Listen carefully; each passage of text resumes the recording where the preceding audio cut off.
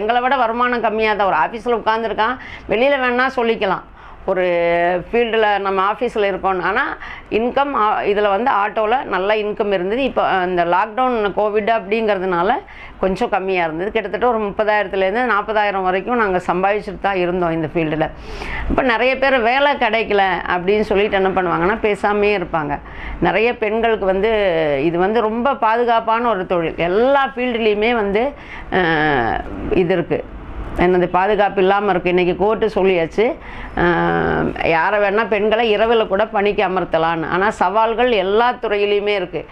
ஆனால் அதை விட எவ்வளவோ பாதுகாப்பானு தான் இந்த ஆட்டோ ஃபீல்டு அப்படின்னு நினைக்கிறோம். ஆனால் என்னென்னா பெண்களுக்கான இன்னும் அந்த கண்ணோட்டம் மாறல. எல்லாருமே என்ன நினைக்கிறாங்கன்னா படிச்சுட்டாங்கன்னா ஒரு ஐடி ஃபீல்டு இல்லாட்டி சிட்டிசன் வாழ்க்கை, வெளிநாட்டு சிட்டிசன் இதைத்தான் விரும்புகிறாங்களே தவிர இந்த மாதிரி ஒரு ஃபீல்டு இதில் நம்ம சம்பாதிக்கலாம் அப்படின்னு யாருமே நினைக்கிறதில்ல.